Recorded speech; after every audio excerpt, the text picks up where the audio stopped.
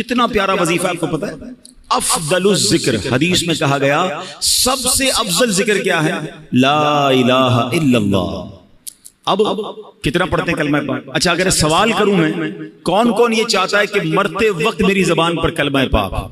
سبحان اللہ، ہر مسلمان چاہتا ہے۔ کیونکہ کیوں چاہتا ہے؟ حدیث پاک میں مضمون ملتا ہے نا کہ جس کا آخری کلام لا الہ الا اللہ محمد الرسول اللہ صلی اللہ علیہ وسلم ہوا، مضمون حدیث کا کلمہ پاک ہوا، وہ دخل الجنہ، وہ جنت میں چلا جائے گا۔ ہر مسلمان چاہتا ہے یا اللہ مرتے وقت کلمہ نصیب کرنا۔ لیکن تھوڑا سا آپ کے دل کے دروازے پر دستک دے دیتا ہوں، زندگی میں کلمہ کتنی بار پڑھتے ہیں؟ اس پورے ہفتے میں کتنی بار کلمہ پاک پڑھا ہے؟ مرتے وقت سب نے پڑھنا ہے، تمنا ہے، زندگی میں نہیں پڑھنا ہے۔ اگر آپ پڑھو گے نہیں تو عادت کیسے بنے گی؟ آپ خود سوچیں نا، ایک ایک ہفتہ گزر گیا شاید 5-6 بار بھی کلمہ پاک نہیں پڑھا ہوگا، مہینہ گزر گیا ایک تسبیح پوری نہیں پڑھی ہوگی، حالانکہ افضل الذکر کہا گیا۔ تو پلیز کم از کم 100 دانے کی تسبیح کلمہ پاک کی پڑھ لیا کریں، ہر کلمے پر انشاءاللہ جنت میں درخت بھی لگا دیا جائے گا۔ اور اب ایک بزرگ کا کال نہیں بھولتا، بڑا پیارا کال تھا ان کا، وہ کہتے ہیں اپنی زبان کو کلمے کا عادی کر لو، کیونکہ مرتے وقت زبان بھاری ہو جاتی ہے۔ جب سکرات کا عالم ہوتا ہے نا، زبان سے نکلتا نہیں ہے کچھ۔ ویسے بھی دنیا میں بھی آپ کو کوئی بہت تکلیف ہو جائے، اللہ نہ کرے کوئی چوٹ لگ جائے، کوئی آپریشن ہو رہا ہو، کوئی کٹ لگ جائے، تو اتنی تکلیف ہوتی ہے کہ پھر بولنے کو جی نہیں چاہتا۔ سکرات تو بہت زیادہ تکلیف کا وقت ہوتا ہے، بہت زیادہ یوں سمجھیے کہ ٹینشن کا وقت ہوتا ہے۔ تو بزرگ نے فرمایا کہ اپنی زبان کو کلمے کا ایسا عادی کر لو کہ جب زبان بھاری ہو جائے تب بھی تمہاری زبان سے کلمہ نکل جائے۔ جو زندگی میں پڑھتا ہی نہیں اس کو مرتے وقت کلمہ کیسے نصیب ہوگا؟ خود سوچے نا۔ تو عادت ہونی چاہیے روزانہ کلمہ پاک لا الہ الا اللہ محمد الرسول اللہ، یا ایسا کریں کہ 10-12 بار لا الہ الا اللہ پڑھ لے، پھر 2-3 بار محمد الرسول اللہ پورا پڑھ لے، لیکن یہ پڑھتے رہیں، جتنا ہو سکے پڑھتے رہیں، تو انشاءاللہ آپ کو ذکر الہی کا بھی ثواب ملے گا اور کلمہ پاک کی برکتیں نصیب ہوں گی۔ آئیے مل کر محبت کے ساتھ بآواز بلند درود پاک پڑھ لیں۔ صلو علی الحبیب حبیب اللہ تعالی علی محمد صلی اللہ علیہ وسلم۔ حضرت سیدنا ابراہیم بن ادھم رحمت اللہ تعالی علیہ، یہ بہت بڑے اللہ کے ولی، اور یہ بعد میں بلخ شہر کے بادشاہ بھی بن گئے۔ مگر جب یہ خود ایک زمانے میں بادشاہ تھے، توبہ کر کے تو یہ انہوں نے بادشاہ چھوڑ دی، مگر یہ پہلے بلخ شہر کے بادشاہ تھے، بہت امیر زادے تھے۔ تو ہوا یہ کہ ایک مرتبہ کسی نے آپ سے پوچھا کہ علی جان یہ آپ کی زندگی میں انقلاب کیسے آیا؟ آپ تو بڑے بادشاہ تھے اور اب توبہ کر لی اور اب آپ ایک بالکل عام انسان کی زندگی بسر کرتے ہیں۔ تو فرمایا میں خراسان کے شاہی خاندان سے تھا، یہ ان دنوں کی بات ہے جب میں جوان تھا۔ ایک دن میں شکار کے ارادے سے جنگل میں نکلا اور میں شکار کے لیے جانور ڈھونڈ رہا تھا، اچانک مجھے غیب سے ایک آواز آئی، کوئی کہنے والا کہہ رہا تھا اے ابراہیم کیا تمہیں اس لیے پیدا کیا گیا ہے؟ میں نے گھبرا کر ادھر ادھر دیکھا، کوئی بھی نظر نہیں آیا، مجھ پر سخت طاری ہو گیا کہ یہ کس کی آواز تھی۔ تھوڑی دیر کے بعد جب میں دوبارہ نارمل ہو گیا، حواس میرے دوبارہ جو ہے وہ بحال ہوئے، پھر جانور ڈھونڈنے لگا، پھر شکار کے لیے آگے گیا۔ کچھ ہی دور چلا تھا کہ جس زمین پر میں چل رہا تھا اس کے اندر سے آواز آئی اے ابراہیم اس میں کوئی شک نہیں کہ تمہیں ان کاموں کے لیے پیدا نہیں کیا گیا۔ اس غیبی آواز نے میرے دل کی دنیا بدل دی۔ میرا ملازم جو بکریاں چرا رہا تھا اس کو میں نے اپنا قیمتی لباس دے دیا، اس کا اونی لباس میں نے خود پہنا، سب کچھ چھوڑ چھاڑ کر میں مکہ مکرمہ کی طرف چلا گیا۔ حضرت ابراہیم بن ادھم کی زندگی کے اور بھی بڑے پیارے واقعات ملتے ہیں کہ یہ بادشاہت چھوڑنے کے کیسے کیسے واقعات ہوئے۔ کہ ایک بار کیا ہوا کہ آپ فرماتے ہیں کہ میرا بڑا زبردست محل تھا، ایک شخص اندر آیا، اسٹرینجر تھا، میں جانتا نہیں تھا، کوئی ان نون آدمی تھا، مگر اندر آ کر وہ کہتا ہے کہ مجھے یہ مسافر خانہ اچھا نہیں لگا۔ حضرت ابراہیم بن ادھم کہتے ہیں اتنا بڑا محل، اتنا بڑا بادشاہ کا محل، کہتے ہیں مسافر خانہ؟ کہتے ہیں حضرت آپ کو مسافر خانہ نظر آ رہا ہے؟ اتنا بڑا محل ہے، اتنی شاندار کمرے ہیں۔ تو بزرگ کہتے ہیں یہ بتاؤ تم سے پہلے یہاں کون رہتا تھا؟ کہ میرے والد رہتے تھے۔ کہ اس سے پہلے کون رہتا تھا؟ کہ دادا رہتے تھے۔ اچھا اس سے پہلے کون تھا؟ کہ پردادا رہتے تھے۔ تو کہا پھر بتاؤ مسافر خانہ کس کو کہتے ہیں؟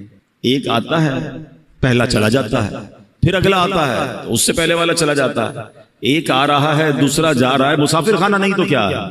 کہتے یہ بات مجھے میرے دل پہ اثر کر گئی کہ واقعی جس محل کو، جس جائیداد کو، جن چیزوں کو میں سب کچھ سمجھ رہا ہوں یہ تو جانے والی ہے۔ اور پھر حضرت ابراہیم بن ادھم رحمت اللہ تعالی علیہ نے یہ بات جب اپنے کے دل میں بیٹھ گئی نا تو وہ اللہ تعالیٰ کی راہ میں نکل گئے, اپنا سارا مال اللہ کی راہ میں خرچ کیا, تارک الدنیا ہو گئے. تو آپ ایک بار دریا کے کنارے بیٹھ کر گدڑی سی رہے تھے, تو ایک قریبی ریاست کا بادشاہ وہاں سے گزرا.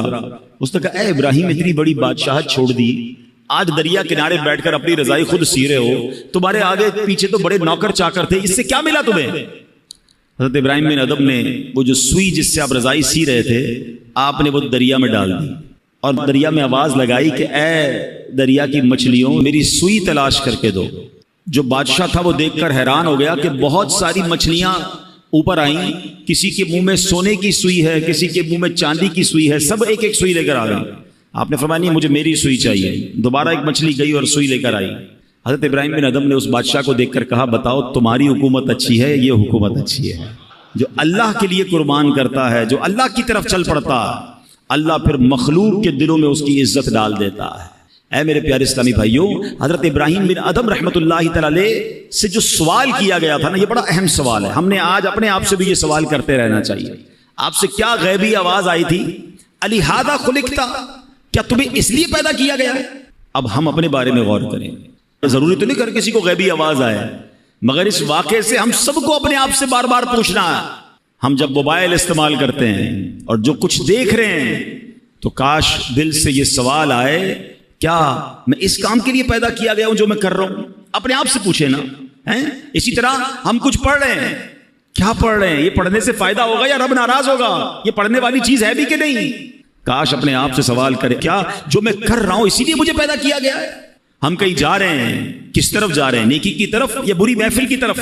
شراب کھانے کی طرف, جوا کھانے کی طرف, بے حیائی کی طرف, دوستوں کے ساتھ برے کاموں کی طرف؟ کاش دل سے یہ سوال آ جائے, کیا تجھے اس لیے پیدا کیا گیا جس لیے تو جا رہا ہے؟ ایک ایک چیز ہم کاروبار کر رہے ہیں, جو بھی کاروبار کر رہے ہیں, اپنے آپ سے پوچھیں, کیا مجھے اس لیے پیدا کیا گیا جس انداز سے میں کاروبار کر رہا ہوں؟ ہم غور کر لیں اپنے ہر عمل پر. اے میرے پیارے اسلامی بھائیوں, اگر ایسا نہیں ہے تو پھر ایسا نہ ہو کہ رب عز و جل مجھ سے ناراض ہو جائے, کہیں میں اپنی زندگی غلط یا فضول کاموں میں تو نہیں گوا رہا ہوں. شاعر لکھتے ہیں, کچھ مقصد حیات ضروری ہے دوستوں, کچھ مقصد حیات ضروری ہے دوستوں, کہنا یہ دل کی بات ضروری ہے دوستوں, جو فکر آخرت میں گزاری وہ مکمل, ورنہ تو یہ حیات ادھوری ہے دوستوں. کس کام میں زندگی گزر رہی ہے؟ ایک بات یاد رکھیے, ہم میں سے کوئی یہاں 15 سال, کوئی 20 سال, کوئی 30, کوئی 50, کوئی 60 سال کا بھائی بیٹھا ہے, لیکن غور کیجئے, کبھی ہم نے غور کیا, معلوم کرنے کی کوشش کی مجھے دنیا میں بھیجا کیوں گیا ہے؟ ہر چیز کے بنانے کا ایک ریزن ہے نا. آپ کے کئیوں کے سر پہ ٹوپی ہے, ٹوپی کیوں بنائی؟ سر کو ڈھانپنے کے لیے. لباس ہے, کیوں بنا؟ کپڑے پہننے کے لیے. گھڑی ہے, کیوں ہے؟ ٹائم بتانے کے لیے.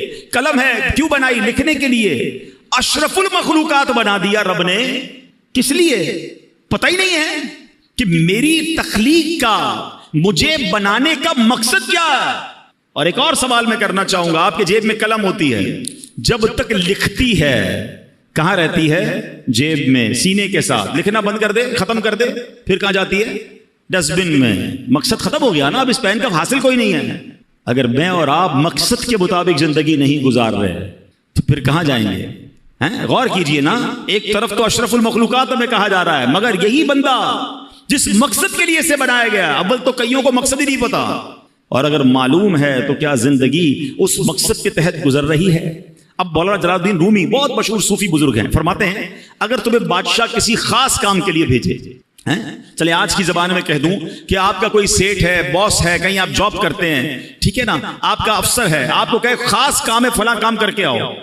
آپ وہ کام کرنے نکلیں اور راستے میں بہت سارے دوسرے کام کرنے لگ جائیں, اور پرٹیکولرلی جس کام کے لیے بھیجا وہ کام ہی نہ کریں, تو بتائیے وہ بادشاہ جو ہے یا وہ جو باس ہے, وہ آپ کا افسر ہے, وہ خوش ہوگا یا ناراض ہوگا؟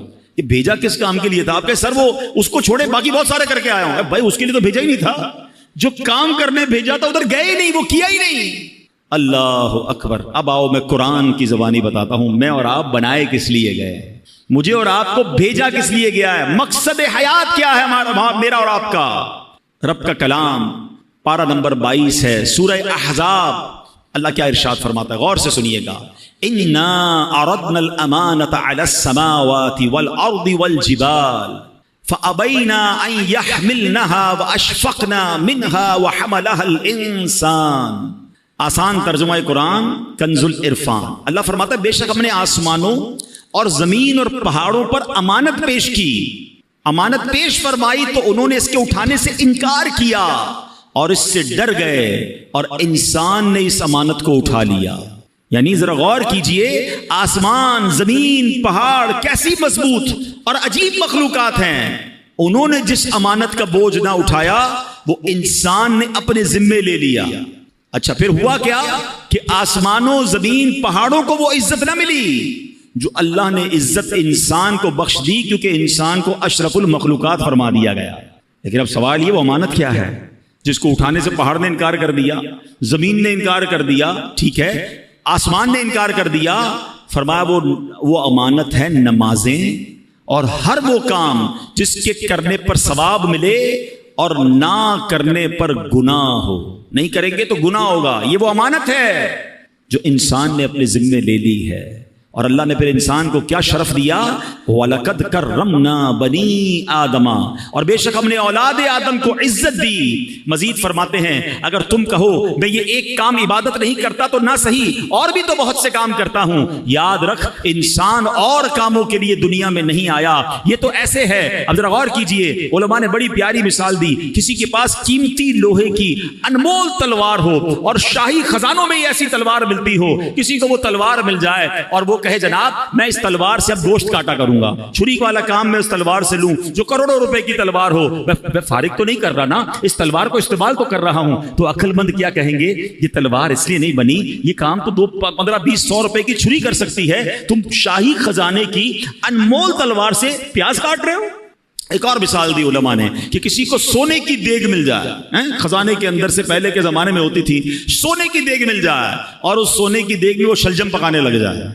حالانکہ اس دیگ کے چھوٹے سے ٹکڑے سے نہ جانے اور کتنی دیگیں آ جائیں گی. یعنی یہ جو خزانے ہوتے ہیں یہ اس طرح کے معمولی کاموں کے استعمال کرنے کے لیے نہیں ہوتے. علماء نے ایک اور مثال دی، کسی کو بڑی قیمتی تلوار ملے اور وہ دیوار میں اس تلوار کو گاڑ لے اور اس پر جناب لوہے ٹوٹے ہوئے برتن لٹکائے یا اپنے کپڑے سکھائے، تو لوگ کیا کہیں گے؟ یہ تو کوئی چھوٹی سی لکڑی لگا کر بھی کام ہو سکتا تھا، اتنی قیمتی تلوار کو اس لیے نہیں بنایا گیا. اب اگر آپ آج کے دور میں اگر آپ غور کریں کہ کوئی قیمتی ہماری چیز ہے اس کو ہم پراپر استعمال نہ کریں، فضول استعمال کریں، تو لوگ کیا کہتے ہیں؟ یار یہ کیا کر رہے ہو، یہ اس کام کے لیے تو چیز نہیں بنی ہے. اچھا دنیا کی چیزوں کے لیے ہمیں یہ بات سمجھ آ رہی ہے، مگر غور کیجئے مجھے رب نے جس لیے بنایا ہے میں وہ نہیں کر رہا ہوں اور بہت سارے کام کر رہا ہوں. تو پھر بتائیں ہم اپنے مقصد حیات پر ہیں یا ہٹ چکے ہیں؟ قرآن کیا کہتا ہے؟ پتہ ہے میری اور آپ کی قیمت کیا ہے؟ آپ کہیں گے یار آپ اتنی قیمتی تلواروں کی اور سونے کی دیگ کی مثال دے رہے ہیں، ہم تو غریب سے لوگ ہیں، ہماری کون سی قیمت ہے؟ آپ کو پتہ ہی نہیں ہماری اور آپ کی قیمت کیا ہے. اس کا قیمت بھی میری اور آپ کی قرآن ارشاد فرماتا ہے. سنو اے انسانوں، اے مسلمانوں، رب نے کیا شاندار تمہاری قیمت فرمائی ہے. اللہ فرماتا ہے ان اللہ اشتری من المؤمنین انفسهم واموالهم بان لهم الجنہ. قرآن کہتا ہے بے شک اللہ نے مسلمانوں سے ان کی جانیں اور ان کے مال اس بدلے میں خرید لیے کہ ان کے لیے جنت ہے. ہمارا سودا ہو چکا ہے، میری جان، میرا مال، یہ سب میرے رب کا ہے، اور اس کے بدلے کیا ملنا ہے؟ رب نے اس کے بدلے جنت کا مول دینا ہے. اب ہم دیکھیں کہ ہمیں کیا خوبصورت مول ملنے والا ہے، مگر ہم کر کیا رہے ہیں؟ ہم کن کاموں میں لگ گئے؟ ہم اللہ کی نافرمانی میں لگ گئے. بڑی مشہور آیت ہے، ہم سب نے کئی بار سنی ہوگی، وَمَا خَلَقْتُ الْجِنَّ وَالْإِنسَ إِلَّا لِيَعْبُدُونَ. اللہ کیا فرماتا ہے؟ میں نے انسان اور جنات کو نہیں بنایا مگر اپنی عبادت کے لیے. یعنی اللہ نے مجھے اور آپ کو اپنی عبادت کے لیے بنایا. اب عبادت چھوڑ کر ساری دنیا کے کام کر رہے ہیں. کئیوں کی نمازیں قضا ہو رہی ہیں، کوئی جناب گناہوں میں پڑا ہوا ہے، کوئی اللہ کی نافرمانی میں پڑا ہوا ہے، رب کی ناراضی والے کاموں میں پڑا ہوا ہے. کیا لوٹنا نہیں ہے؟ کیا اللہ کی بارگاہ میں جانا نہیں ہے؟ خدا را اپنے مقصد حیات سے نہ ہٹیں. یاد رکھیے میرے پیارے اسلام بھائیوں، شاعر لکھتے ہیں فرشتوں سے بہتر ہے انسان بننا، فرشتوں سے بہتر ہے انسان بننا، مگر اس میں لگتی ہے محنت زیادہ. ہاں ایسا نہیں ہے کہ ہر انسان فرشتوں سے بہتر ہے. ہاں یہ بات یاد رکھیے گا. دیکھیں ہمارے اندر انسان میں اور حیوان میں اور فرشتوں میں فرق کیا؟ یہ فرق سمجھیے گا. فرشتے جو ہے نا ان میں عقل ہے مگر ان میں شہوت نہیں ہے. جانوروں میں شہوت ہے، عقل نہیں ہے. انسانوں میں عقل بھی ہے اور شہوت بھی ہے، برے خیالات بھی آتے ہیں. فرمایا جانور صرف اپنی شہوت پوری کرتا ہے اس لیے وہ جانور ہے. فرشتے باعقل ہیں، عبادت کرتے ہیں، اس لیے وہ بڑے برتر ہیں، مگر وہ انسان جو اپنی شہوت، نفسانی خواہشات، شیطان کے وار اور گناہوں کے جو حملے ہوتے ہیں اس سے اپنے آپ کو بچا لے اور اللہ کی فرما برداری والی زندگی گزارے تو فرمایا وہ فرشتوں سے افضل ہو جاتا ہے۔ مگر وہ انسان جو عقل ہوتے ہوئے بھی صرف اور صرف اپنی نفسانی خواہشات، شہوات اور گناہوں کی طرف چلا جاتا ہے، اللہ کی نافرمانی کرتا ہے، فرمایا پھر وہ جانوروں سے بھی بدتر ہے۔ وہ انسان فرشتہ نہیں ہے یا فرشتوں سے افضل نہیں ہے، ہر انسان نہیں ہے، یہ کیٹیگری ہے انسانوں کی کہ آپ کی لائن آف ڈائریکشن کیا ہے، آپ زندگی اللہ کی فرما برداری میں گزار رہے ہیں یا آپ جانوروں سے بھی بدتر زندگی گزار رہے ہیں۔ شہوت پوری کرنا، جو من میں آیا وہ کرنا، وہ تو جانور بھی کرتا ہے۔ اگر ایک انسان مسلمان ہو کر بھی جانوروں والی زندگی گزارے تو پھر تو وہ جانوروں سے بھی بدتر ہو گیا نا۔ غور کیجئے میرے پیارے اسلامی بھائیوں، ایک بات یاد رکھیے گا، یہ دنیا آخرت کی کھیتی ہے۔ ہم اس دنیا میں دنیا نہیں بلکہ آخرت کمانے آئے ہیں۔ ہم دنیا میں اس لیے ہیں تاکہ آخرت کی بہتریاں کما سکیں، یہاں نیک کام کریں، اللہ پاک کی رضا والے کام بجا لائیں، جنت میں لے جانے والے کام کریں۔ اللہ اکبر، اگر اس دنیا میں صرف مال بنانا، گھر بنانا، گاڑیاں لینا، بینک بیلنس بنانا، کاروبار چمکانا، اپنی باڈی کو باڈی بلڈنگ کرنا، اگر یہی کرتے رہے، یہ جناب بہرحال غریب تھے، کچھ حاصل بھی نہ کر پائے لیکن اس کے خواب سجاتے میں ہی زندگی گزار دی، مگر جنت میں جانے والے کام نہ کیے اور آخرت کے لیے کچھ ذخیرہ نہ کیا، ہم اپنی زندگی کا سمجھ لیں مقصد پورا نہیں کیا۔ حضرت عیسیٰ علیہ السلام نے ایک دن لوگوں کو فرمایا، تم بھی عجیب لوگ ہو، دنیا کے لیے بھاگ دوڑ کرتے ہو جبکہ اس کے بغیر بھی تمہیں رزق دیا جاتا ہے، کیونکہ اللہ پاک نے رزق کا وعدہ کیا ہے۔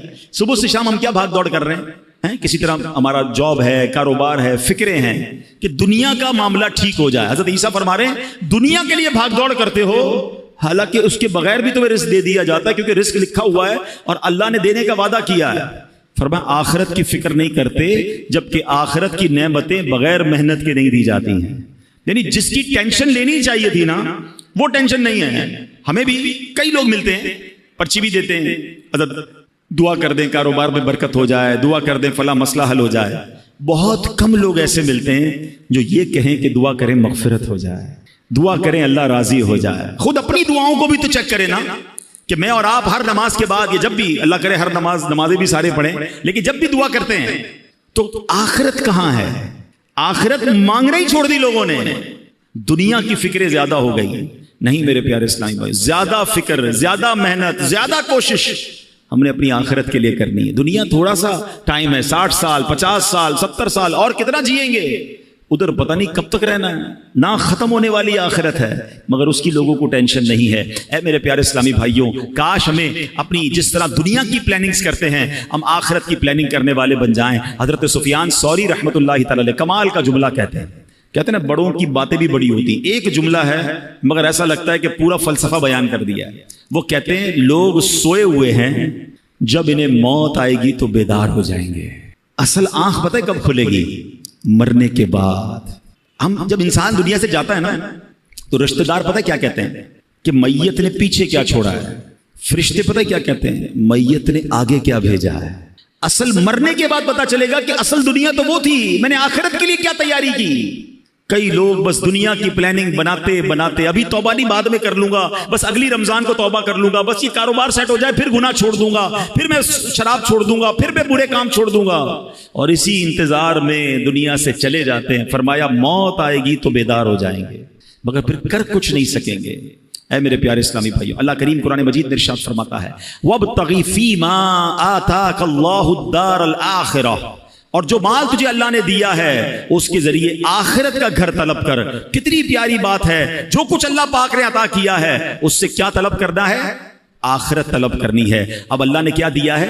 ہاتھ دیے ہیں، ان ہاتھوں سے کیا حاصل کرنا ہے؟ آخرت حاصل کرنی ہے، مگر ان ہاتھوں سے گناہ کر کے اللہ کو ناراض کر رہے ہیں۔ اللہ نے آنکھیں دی ہیں، ان آنکھوں سے اللہ کو راضی کر کے اچھے کام کر کے آخرت طلب کرنی ہے، مگر یہی آنکھیں حرام دیکھ کر اللہ کو ناراضی والے کام کیے جا رہے ہیں۔ یہ کان اللہ نے دیے ہیں، ان کانوں سے تلاوت سن کر، اچھی باتیں سن کر آخرت طلب کرنی ہے، مگر ان کانوں سے ہم اللہ کو ناراض کر کے آخرت آخرت برباد کر رہے ہیں. غور کرتے جائیں, جو کچھ رب نے دیا, قرآن کیا کہہ رہا ہے, جو اللہ نے دیا ہے اس سے آخرت طلب کرو. مگر مجھے اور آپ کو جو رب نے دیا, چاہے وہ دولت دی, صحت دی, طاقت دی, اولاد دی, مرتبہ دیا, شہرت دی, جو کچھ دیا وہ رب نے دیا, مگر کیا میں اس سے آخرت طلب کر رہا ہوں یا رب ہی کو ناراض کر رہا ہوں؟ بڑی عجیب کیفیت ہے. اے میرے پیارے اسلامی بھائیوں, حضرت سہل بن عبداللہ تستری رحمۃ اللہ تعالی علیہ بہت بڑے اللہ کے ولی ہیں. ان کی عادت کریمہ تھی, اللہ کی راہ میں بہت خرچ کیا کرتے تھے. جو ہاتھ میں آتا اللہ کی راہ میں دے دیتے.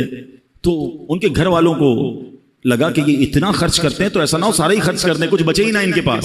تو حضرت عبداللہ ابن مبارک کے پاس گئے کہ حضور ان کو کہیں کہ اتنا خرچ نہ کریں, غریب ہو جائیں گے, خرچ کریں اللہ کی راہ میں مگر اتنا تو خرچ نہ کریں. تو عبداللہ ابن مبارک نے ان کو کہا کہ مجھے تمہارے گھر والوں کا پیغام آیا ہے کہ تھوڑا ہلکا ہاتھ رکھو, اتنا اللہ کی راہ میں جو آتا ہے خرچ کر دیتے ہو. تو حضرت عبداللہ تستری رحمۃ اللہ تعالی علیہ نے بڑا کمال کا سوال کیا سہل بن عبداللہ تستری نے کہ حضور ایک بات بتائیں, ایک بندے کا ایک مکان ہو, اس کو چھوڑ کے دوسرے مکان میں اس کو شفٹ ہونا ہو, تو کیا پچھلے مکان میں کچھ چھوڑتا ہے وہ, یہ سارا کچھ نکال کے آگے لے جاتا ہے؟ تو فرمایا واقعی مکان شفٹ کرنا ہو تو پہلا مکان تو پورا ہی خالی کر کے جاتا ہے. کہ حضرت بس میرا اگلے مکان میں شفٹنگ کا ٹائم آنے والا ہے, میرا آخرت کا سفر قریب ہے, تو میں یہاں کیوں چھوڑ کے جاؤں؟ میں آخرت کے لیے تیاری کر رہا ہوں, میں اگلے مکان کو سجا رہا ہوں. اب آپ بھی ذرا غور کریں, کسی کا کرائے کا گھر ہو یا اپنا گھر ہو, چھوڑ کے اگلے گھر میں شفٹ ہونا ہو تو ایک ایک چیز یہاں سے نکال کے لوگ ادھر لے جاتے ہیں. بعض اوقات تو وہ بھی لے جاتے ہیں جو نکالنے کا عرف نہیں ہوتا, اگلا آ کے پریشان ہوتا ہے یار پورا گھر ہی خالی کر گئے, یار یہ بھی لے جاؤں وہ بھی لے جاؤں, بس نہیں چلتا ورنہ ٹائلیں بھی نکال کے لے جائیں. میرا ہے نا, لے جاؤں آگے, کیونکہ رہنا آگے ہے, اب اس گھر میں نہیں رہنا. کاش یہ بات سمجھ آ جائے کہ اس دنیا میں مجھے رہنا نہیں ہے, مجھے اگلی دنیا میں جانا ہے, میرا سفر آگے کا ہے, مگر آگے کی کیا تیاری ہے. اللہ کرے یہ بات سمجھ آ جائے. اسی طرح کا ایک واقعہ کہ کس طرح عقل مند لوگ اپنی اگلے سفر کی تیاری کرتے ہیں, اس واقعے سے مزید سمجھ آئے گا. ایک شہر میں ایک عجیب سا عرف تھا, عجیب سا اس کا ایک اصول تھا کہ ہر سال وہ اپنا ایک بادشاہ چنتے تھے, مگر اس کا طریقہ یہ تھا کہ جو پہلا دن سال کا ہوتا تھا, شہر کے دروازے میں جو سب سے پہلا بندہ داخل ہوتا تھا ارلی ان دا مارننگ, صبح اس کو پکڑتے تھے اور اپنا بادشاہ بنا دیتے.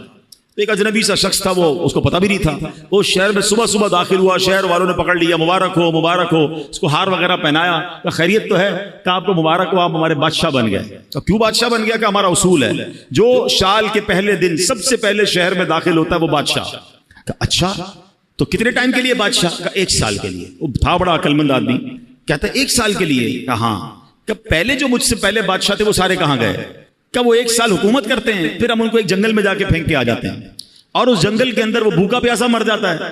اگر بھوکا پیاسا نہیں مرتا تو سانپ بچھو کھا جاتے ہیں. اس نے کہا اچھا. اب اس نے بڑی عقل بندی کی, اس نے پہلے تو پورے شہر والوں کے کام بڑے اچھے کیے, ان کے مسائل حل کیے, اور پھر غیر محسوس انداز میں اس نے اس شہر سے اس جنگل تک کا روڈ بنوایا. اچھا روڈ بن گیا تو وہاں اس نے لوگوں کو بسانا شروع کیا, آہستہ آہستہ کھانے پینے کی دکانیں بھی وہاں لگا دی. اب جب سال پورا ہوا تو لوگوں کو کہا ٹھیک ہے بھائی میرا ٹائم پورا ہو گیا, مجھے بھی اسی جنگل میں چھوڑ کے آ جاؤ. تو جو شہر کے بڑے لوگ تھے انہوں نے کہا آپ بڑے سمجھدار ہیں, آپ نے اس جنگل بیابان کو بھی شہر بنا دیا, ادھر بھی جناب اتنی رونق کر دی کہ ہم آپ کو ادھر بھی لے کے جائیں گے تو آپ کو کوئی پرابلم نہیں ہوگی. ہمیں ایسے ہی عقل مند بادشاہ کی ضرورت تھی, اب ہم سب نے مل کر فیصلہ کیا ہے آپ ہی ہمارے بادشاہ رہیں گے. اب بظاہر تو یہ واقعہ ہے, مگر کیا مجھے اور آپ کو ایک شہر میں نہیں جانا ہے؟ مجھے اور آپ کو ایک اور دنیا میں نہیں جانا ہے جہاں سانپ اور بچھو بھی ہو سکتے ہیں؟ اللہ ناراض ہوا تو قبر میں سانپ اور بچھو بھی تو ہو سکتے ہیں نا. جہنم کی آگ اور جہنم کا عذاب کتنا خطرناک ہے, مگر ہم میں سے کون ہے جو اس جہان کو, آخرت کے معاملات کو آسان کرنے کے لیے یہاں سوچ رہا ہے کہ یار یہیں رہ کر میں آخرت بہتر کر لوں. ایک اور واقعہ میں نے پہلے بھی بیانات میں سنایا ہے کہ ایک ملک تھا, یہ بھی حکایت ہے ایکچولی, یہ اس طرح کی حکایتیں چوٹ کرنے کے لیے ہوتی ہیں, کہ ایک ملک میں ایک مقابلہ کروایا گیا, اس پورے ملک میں سب سے بڑا بے وقوف کون ہے. اب ہے نا بڑی عجیب بات, بے وقوفوں کا مقابلہ کون کرتا ہے؟ بہرحال مقابلہ ہوا, وزیروں نے سلیکٹ کیا کہ بادشاہ سلامت ہم نے جان لیا ہے کہ یہ بندہ سب سے بڑا بے وقوف ہے. چیک کر لیا, اس کو اس نے اپنی سونے چاندی کی خوبصورت سی مالا ہار پہنایا اور اس کو گھر بھیج دی. وہ بندہ بڑا خوش گھر آ گیا. تھوڑے دنوں بعد اس کو کسی نے بتایا کہ بادشاہ سلامت بڑے بیمار ہو گئے ہیں. اچھا چلو میں جا کے ملتا ہوں بادشاہ سلامت سے. بادشاہ کے پاس گیا, کہ بادشاہ سلامت کیسے ہیں آپ, ٹھیک ہیں؟ تو کہا بس اب تو آخری لمحات ہیں, یہ دنیا چھوڑ کر جا رہا ہوں. کہتے ہیں اچھا بادشاہ سلامت کہیں اور جا رہے ہیں؟ تھا تو بے وقوف نا. کہاں بس اب یہ دنیا یہ جہان چھوڑ کر اگلے جہان میں جا رہا ہوں. تو بادشاہ سلامت یہ بتائیے یہاں تو اتنا بڑا محل ہے, اتنے سارے کمرے ہیں, جدھر جا رہے ہیں ادھر محل بنا لیا ہے؟